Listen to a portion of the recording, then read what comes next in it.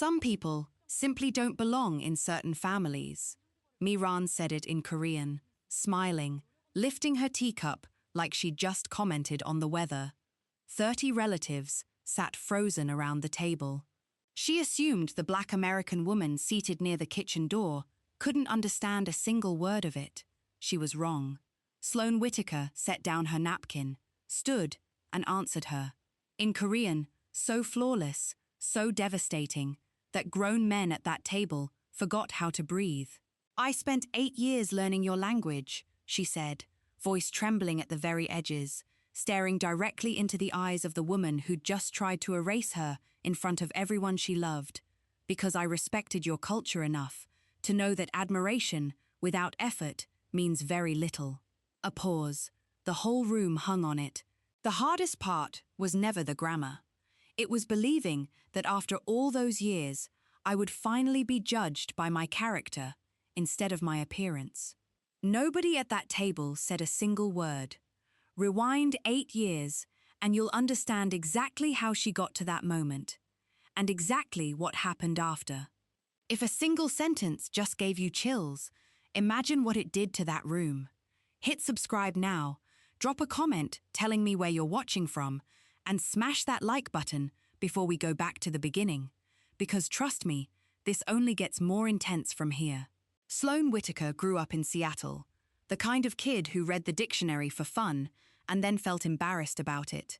So she hid the habit under headphones and a permanent look of, I'm fine, don't ask. She was 21 when her father died. Sudden, cruel, no warning, just a phone call in the middle of a Tuesday that split her life into before and after. Grief does strange things to different people. Some people fall apart. Sloane built something. She picked Korean, almost at random, one lonely night, scrolling through language apps at 2 a.m. because sleep wasn't coming and grief needed somewhere to go that wasn't her chest. She expected to quit within a month, like the guitar lessons, like the calligraphy phase, like every other thing she'd tried to distract herself. She didn't quit. Something about the language held her. The way honorifics forced you to think about who you were speaking to before you opened your mouth. The discipline of it, the respect, baked into the grammar itself. She fell asleep to Korean news broadcasts. She practiced pronunciation into a cracked phone recorder until 1 a.m., replaying herself, wincing, trying again. She spent her grocery money on online tutors instead of eating out. Weekends disappeared into vocabulary drills with strangers on the other side of the planet who became, slowly, something like friends. 8 years of that. 8 years nobody clapped for. 8 years nobody even knew about. Because Sloane didn't post it online, didn't turn it into a personality, didn't need an audience. She just needed a reason to get out of bed, and Korean gave her one, quietly, every single day. You know, most people just get a dog, her best friend Maya told her once, watching Sloane conjugate verbs at a bar instead of flirting with the guy who'd been buying her drinks. Dogs don't get me a career in Seoul, Sloane said, not looking up.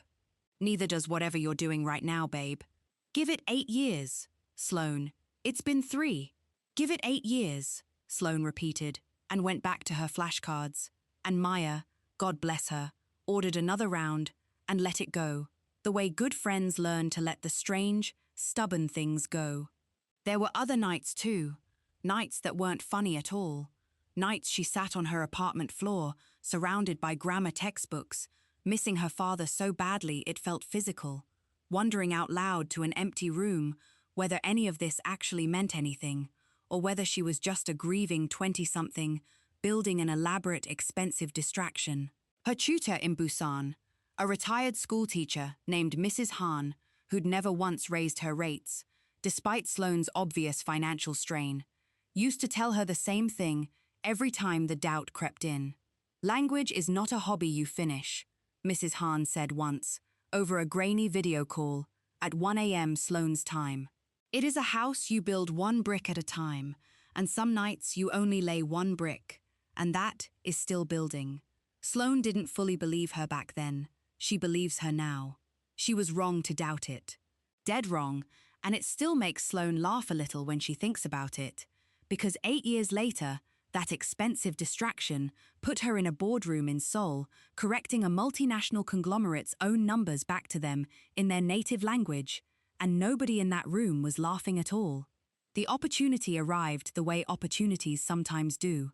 Sideways, disguised as a disaster. Sloane was 29, sitting in a Los Angeles conference room representing her firm at an international investment summit, when she noticed something nobody else in the room had caught.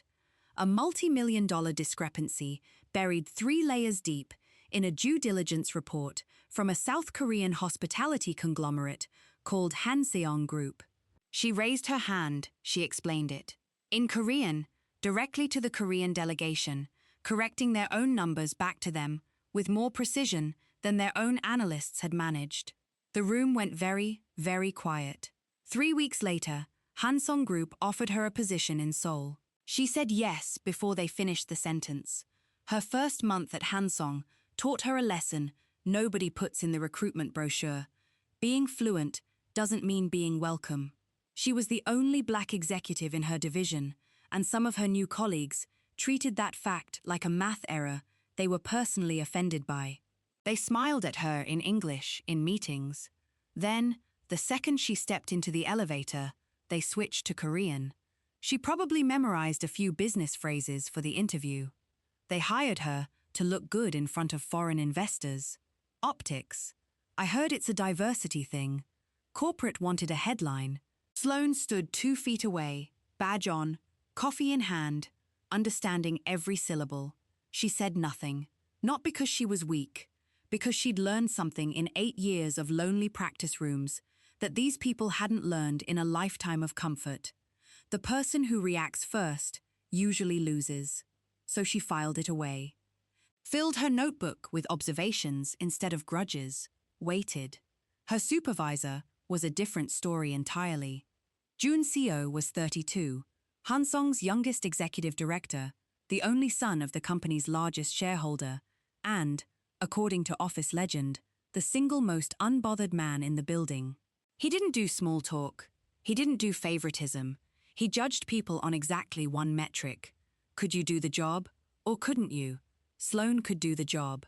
Within 3 weeks, he noticed she caught financial red flags before they became 5-alarm fires. Within 6 weeks, he noticed she questioned assumptions in meetings that 30 other executives had nodded along to without thinking. Within 2 months, he started routing confidential international deals through her desk. Deals that senior executives twice her age never got near. The department manager, whose team Sloane had just quietly outperformed, a man named Director Bay, who'd spent 15 years climbing Hanseong's ladder rung by careful rung, started finding reasons to stop by Jun's office uninvited. I simply think, Bay said one afternoon, standing in Jun's doorway with the particular smile of a man who thinks he's being subtle, that it might be premature to trust an outsider with materials this sensitive. No offense intended, of course. None taken, Jun replied, not looking up from his monitor, since I didn't ask for your opinion. Bay's smile stayed frozen a beat too long before he excused himself.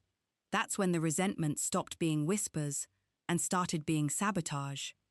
The night before a major board presentation, someone, never publicly identified, though everyone quietly suspected the department manager, whose project Sloane had just outperformed, deleted 3 weeks of her work off the shared server. Gone. Erased. No backup. Most people would have panicked. Most people would have cried in the bathroom, called in sick, sent a mass apology email at 6 a.m. Sloane rebuilt the entire presentation from memory, overnight, alone. With cold coffee and a level of controlled fury she channeled into typing instead of screaming.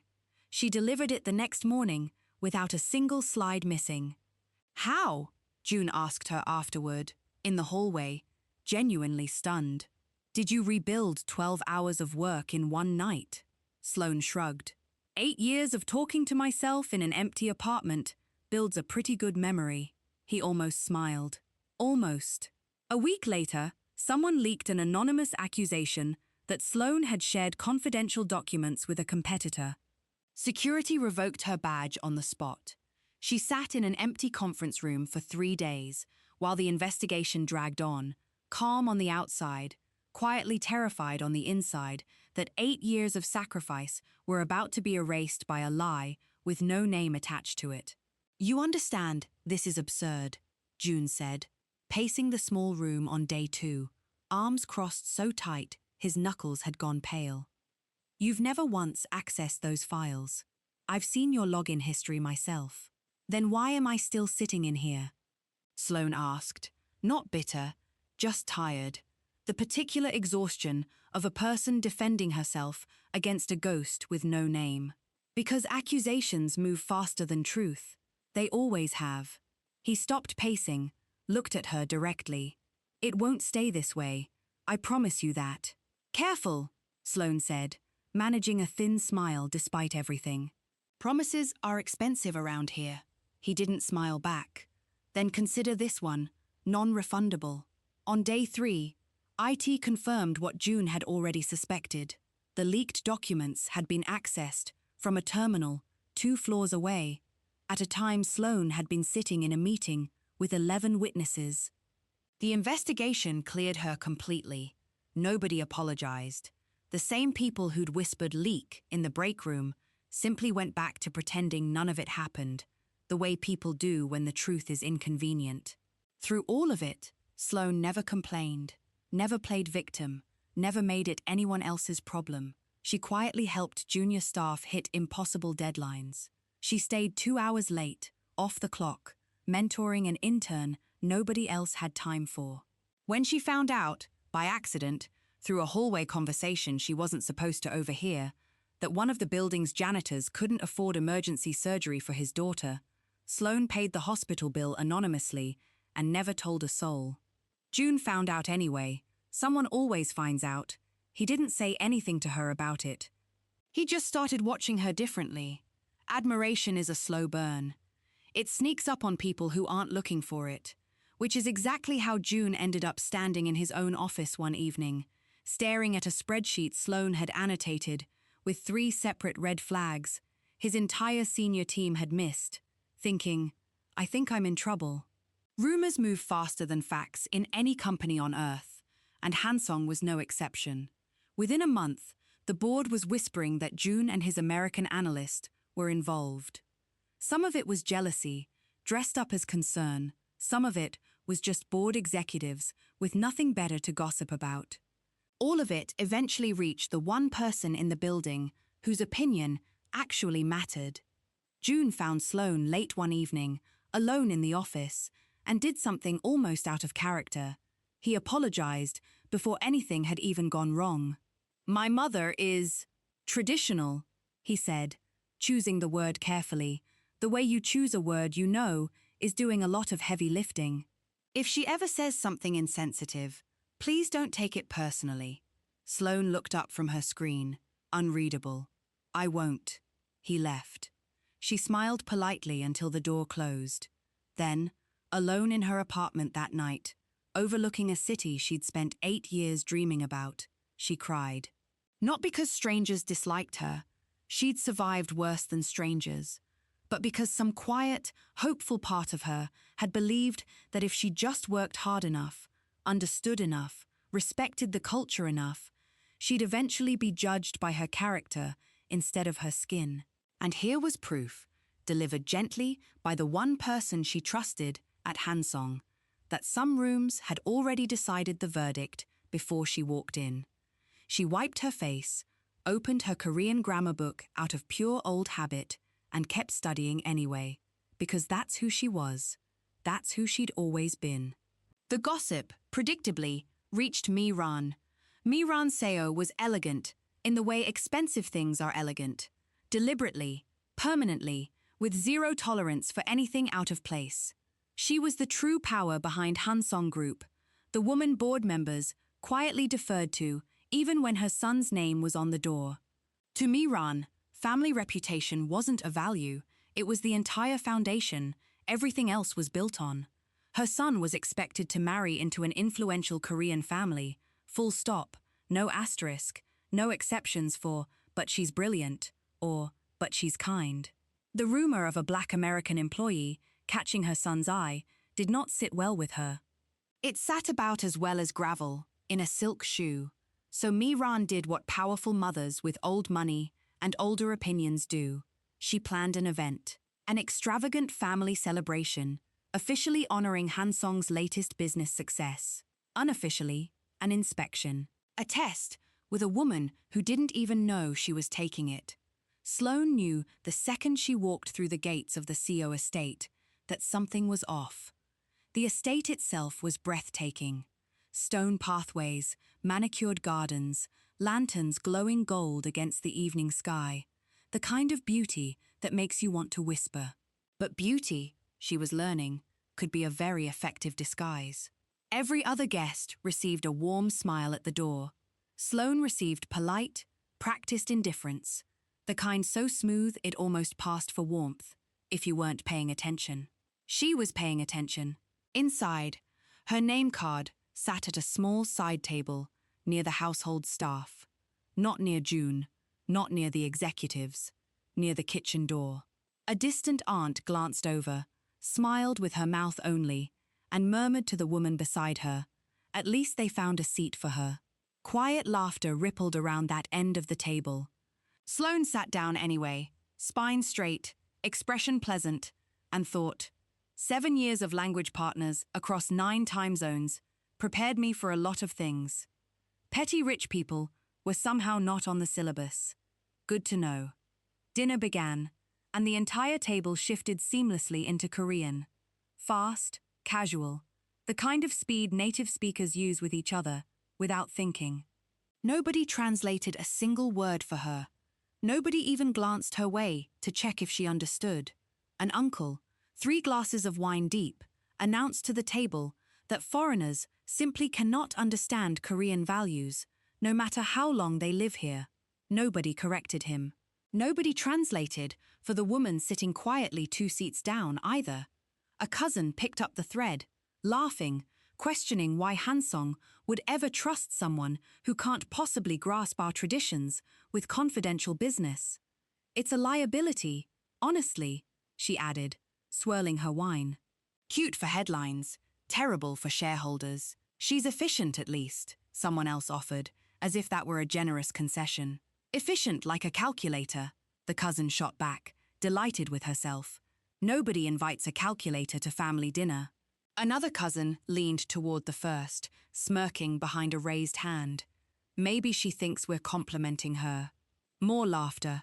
Soft, contained, the kind polite people use, so it never technically counts as rude. The kind designed to be deniable if anyone ever called it out. Sloane reached for her water glass, hand perfectly steady, and thought, with the particular dark humor that grief and hardship eventually teach you, 8 years of honorifics, and not one of these people has used a single one on me tonight. Interesting how selective good manners can be.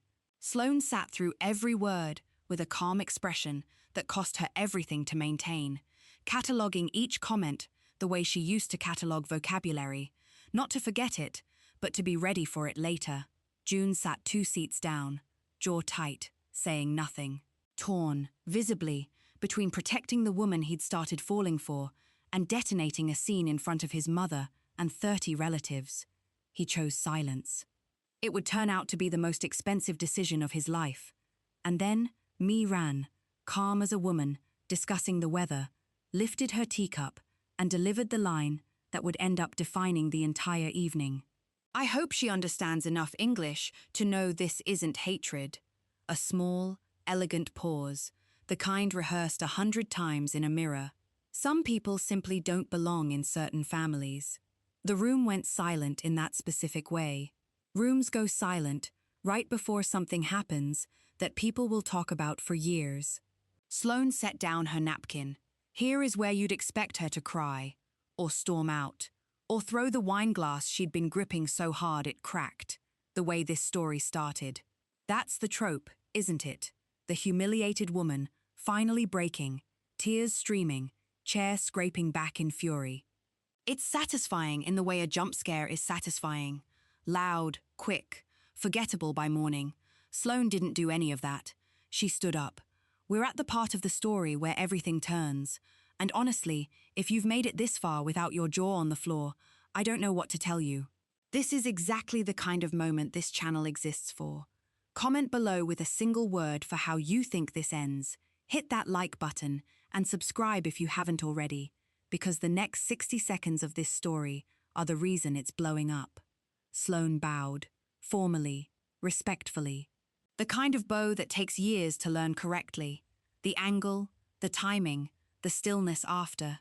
Then, in flawless, unhurried Seoul Korean, the honorifics landing perfectly, the grammar precise enough to make a professor weep, she spoke. Chairwoman Seo. Every fork stopped moving. Thank you for welcoming me into your home tonight. With your permission, I would like to respond to what has been said. An elderly relative near the head of the table actually dropped his chopsticks. June stared at her like he was watching a magic trick he couldn't figure out, mouth slightly open, forgetting entirely to look composed. For the next several minutes, Sloane addressed the table one comment at a time. She quoted a traditional Korean proverb about respect being earned through action, not birth, correctly, naturally, the way someone quotes something they've actually lived by, not memorized for effect. She gently corrected the uncle's earlier misuse of a historical expression, doing it so smoothly, so respectfully, that he nodded along before he even realized he'd just been corrected by the woman he'd dismissed 20 minutes earlier. Then she turned to Miran directly. I have understood every word spoken at this table tonight. Silence. The specific, ringing silence of 30 people, simultaneously recalculating everything they'd said in the last hour. Every insult, every joke about the seat you gave me tonight, every comment about calculators and headlines and diversity hires. Her eyes moved slowly around the table, before landing back on Miran. I understood it, because I spent 8 years making sure I would, not to visit this country and admire it from a safe distance, to earn the right to actually stand inside it. She paused. Let the silence sit, the way she'd learned to let silence sit in a dozen difficult negotiations. And then came the line that would end up echoing through this entire family for months afterward, the one about the grammar and the grief, and finally being judged by character instead of appearance. You already heard it.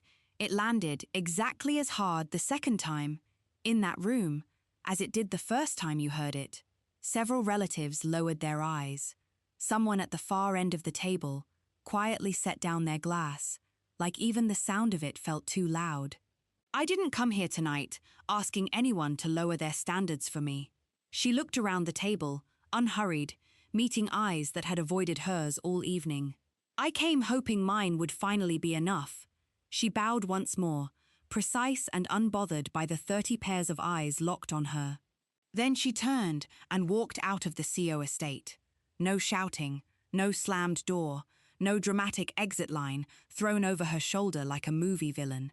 Just quiet, complete dignity, which, it turns out, is a far more devastating exit than anger ever could be. Nobody at that table said a word for almost a full minute after the door closed behind her. Miran, for possibly the first time in her adult life, had absolutely nothing to say. June found his voice before anyone else did, though it wasn't much of a voice, more of a rasp. I need to go. Nobody stopped him. Nobody could have. He didn't sleep that night. He sat in his car, outside her building for 2 hours, before he worked up the nerve to go up, replaying the dinner on a loop, replaying every second he'd stayed quiet, when he should have stood. When he finally knocked, it was almost 7 a.m., and Sloane opened the door, already dressed for work, eyes red but steady, like she'd cried and then, methodically, decided she was done crying. I defended you as an employee, June said, before she could speak, before he lost the nerve again. In the meetings, to the board. When people questioned your work, I fought for it every single time. He exhaled, and something in his composure finally cracked. But last night, when it actually mattered, when my own mother humiliated you at my own family's table, I said nothing. I should have defended you as the woman I love, and I froze. Sloane didn't answer right away. She studied him, the way she used to study a difficult sentence, looking for the part that didn't quite fit. I wasn't waiting for perfection, June, she finally said, quiet, tired, honest in the specific way you can only be at 7 a.m. after a sleepless night. I was waiting for courage. He nodded slowly, like the words physically landed somewhere in his chest. Then let me actually earn it this time. That's a nice sentence, June. Sloane leaned against the doorframe, arms crossed, equal parts exhausted, and unwilling to let him off that easily. What does it actually look like tomorrow when your mother says something like that again? Because she will. You know she will. Then I'll say something back. Every time. He held her gaze, steady, no longer flinching from it. I'm not asking you to trust the promise. I know it's cheap right now. I'm asking you to watch me keep it. Sloane studied him for a long moment. The tired eyes, the wrinkled shirt he'd clearly slept in, or not slept in at all. The fact that he'd shown up at 7 a.m., instead of sending a text he could delete if it went badly. Fine, she said finally, but I'm keeping receipts. I'd expect nothing less from a financial strategist. That got the smallest laugh out of her, the first one in almost 24 hours, and something between them shifted permanently that morning. Not fixed, not yet, not entirely, but shifted. From that day forward, June stopped hiding anything. He stood beside Sloane, in meetings, at company events, in the hallway when people whispered, close enough that the whispering had nowhere left to hide. His mother noticed. The board noticed. He did not care. And for a man who'd spent his whole life carefully managing appearances, that alone was practically a revolution. The universe, with its usual sense of humor, decided this was the perfect moment to hand Hanseong Group the worst crisis in its history.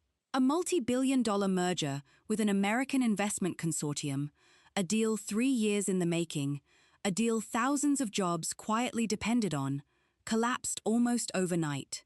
Cultural misunderstandings, buried in translation gaps nobody had caught in time, escalated into accusations of bad faith on both sides. Lawyers got involved, then more lawyers. The American side threatened to walk. The board descended into the specific kind of panic that happens when very rich, very powerful people suddenly realize they might lose everything. Hanseong's translation team failed to bridge the gap. 3 outside consulting firms failed. Executives, who'd built their careers on confidence, stood in the boardroom that week, looking distinctly less confident. Sloane requested permission to join the negotiations. Half the room hesitated. The other half, frankly, didn't have any better ideas left. With respect, one senior executive said, not bothering to hide his skepticism, this deal involves the highest levels of international finance law. It isn't the moment for, he paused, searching for a diplomatic word, and clearly not finding one, experimentation. With respect, Sloane replied evenly, your 3 outside consultants have failed for 11 straight hours, and the American side is currently drafting a press release announcing the collapse of this deal. I'd say we're past the point where experimentation is the risk. June didn't wait for permission from anyone else in the room. Get her in there. Over the next 12 brutal hours, she moved seamlessly between American English and Korean, not just translating words, but translating intentions, the invisible cultural context underneath every sentence that machines and hired consultants had completely missed. Around 2 a.m., exhausted and half-joking, one American lawyer muttered that he'd sell his firstborn for a coffee that wasn't cold. Sloane, without looking up from the contract, slid her own untouched cup across the table. Take mine. I gave up sleep for this deal. I can give up caffeine too. It got a real laugh. The first one either side had managed in hours, and it did more to thaw the room than any clause she'd renegotiated. Then, close to 3 a.m., she found it. A hidden contractual clause buried in page 90-something of the agreement, worded just ambiguously enough that it would have quietly cost Hanseong billions if it went unnoticed. She flagged it, calmly, precisely, and watched two rooms full of very expensive lawyers realize simultaneously that a mid-level analyst had just caught what none of them had. She proposed a compromise both sides could actually accept. She rebuilt, sentence by sentence, hour by hour, a trust that every single person in that boardroom had already written off as unrecoverable. At 4 a.m., the American consortium's lead negotiator finally leaned back in his chair, exhausted, and said, half joking, half in complete disbelief, "Where the hell did Hanseong find her?" Nobody in the room laughed. They were too busy being right. The merger survived. Thousands of jobs survived with it. International business press ran headlines praising Hanseong's leadership for decisive crisis management, quietly, comfortably crediting the executives whose names were on the letterhead. But inside the company, in the hallways, in the break room, everyone quietly knew exactly whose brilliance had actually saved the business at 4 a.m. while half the board slept. Even faced with that, Ran clung to her position, out of pure, stubborn pride. Speaking Korean fluently, she said to an old family friend on the board, doesn't make someone Korean. The elderly board member, a man who'd known Ran's family for 4 decades and had earned the right to say things nobody else could, looked at her over his glasses. No, he agreed slowly. But spending 8 years learning our language out of nothing but respect says a great deal more about a person's character than simply being born here ever could. Ran didn't respond, but something in her face, for the first time in this entire story, actually flickered. She thought about that sentence for weeks. Turned it over the way you turn over a stone you're not sure you want to see the underside of. Several weeks later, Hanseong Group's annual shareholders meeting was broadcast live, the way it was every year. Cameras, reporters, thousands of employees watching from screens across the building. Investors from 3 continents dialed in. Ran was midway through her prepared remarks, the same polished speech she'd delivered a dozen times before, when she stopped, just stopped, set down her notes. The room, sensing something unscripted, went quiet in real time. "I would like to invite someone onto this stage," Ran said, and her voice, famously, permanently composed, audibly shook. She said Sloane's name. Sloane rose from her seat near the back, confused, and walked to the stage under the weight of what felt like 1,000 cameras. Before she'd even fully reached the podium, Ran did something nobody in that auditorium had ever seen her do, not once, not for anyone. She stepped away from the microphone and performed a full, formal bow. Deep, sustained, the kind reserved for the highest respect a person can offer another. Gasps rippled through the room, like a wave. If your chest just tightened reading that, you are not alone. This is genuinely one of the most satisfying redemption moments I've ever narrated on this channel, and we're not even done yet. Like this video right now if you're rooting for Sloane. Drop a comment with your favorite line so far, and subscribe so you don't miss the wedding at the end, because it gets even better. "I judged you by your appearance," Ran said, straightening, her voice cracking wide open in front of every camera in the room. "In doing so, I betrayed the very values I believed I was protecting." She bowed again, lower this time. "For humiliating you in my own home, in front of my own family, I ask your forgiveness." Several employees in the audience openly began to cry. Someone near the front actually stood up, uncertain whether clapping was appropriate, then sat back down, overwhelmed. Sloane bowed in return, matching the depth, matching the respect. "I forgive you," she said, simply, into a microphone that carried it to every screen in the building. Because respect isn't something we're born with. It's something we choose, every single day. Some of us just choose it a little later than others. A small, dry smile. The room actually laughed, a wet, relieved, half-crying laugh, and somehow that laugh did more to heal the room than the tears had. The apology mended a great deal, but it didn't fix everything overnight, because real life rarely works that fast. A handful of distant relatives still muttered about a foreign woman marrying into the family, still cornered June at events to voice their concerns with the specific bravery of people who assume no one will push back. This time, June pushed back. "My future isn't yours to decide," he told one particularly persistent uncle at a company dinner, calm, final, done asking for permission. "The woman I love has already shown more honor, more discipline, and more grace than anyone currently questioning her ever has. That conversation is over." It was, as it turned out, the last time anyone brought it up to his face. Months passed, life at Hanseong steadied, and on a quiet evening, June brought Sloane up to the rooftop garden where they'd spent countless nights after work, arguing about market strategy, and somewhere along the way, falling in love without either of them officially noticing. Seoul shimmered beneath them, gold and endless. "I almost lost you," June said, "because I lacked the courage to speak when it mattered most." He knelt, and Sloane's hand flew to her mouth. "I'm done being quiet. If you'll give me the chance, you will never have to face this world, or my family, or anyone else's opinion of you, alone again." He opened a small velvet box. Inside sat a simple, elegant diamond ring, not extravagant, not flashy, just quietly, deliberately beautiful, just like her. Sloane laughed through tears, the kind of laugh that has crying tangled up inside it.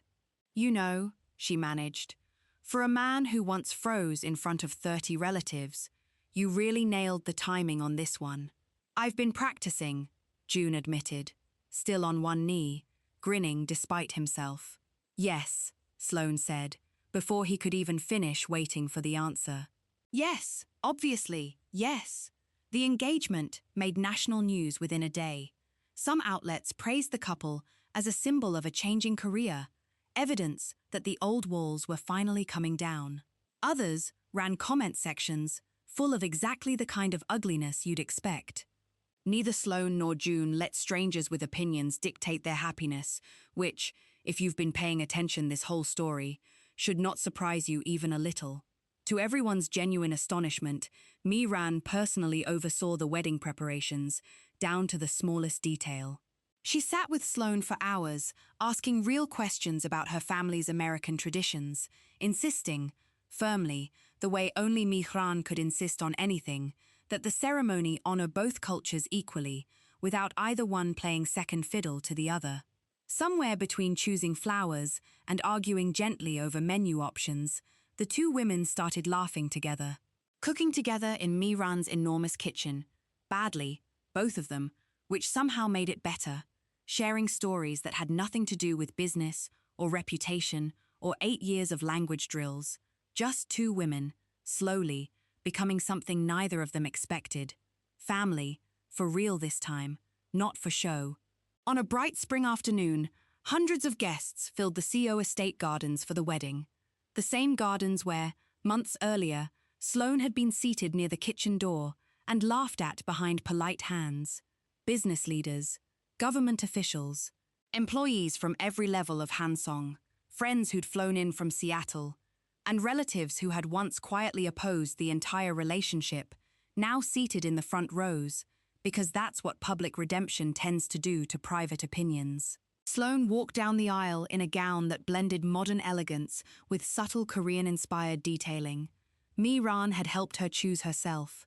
Soft ivory silk, a quiet trace of traditional embroidery at the hem, nothing loud, nothing that needed to shout to be noticed. Every guest rose to their feet as she passed.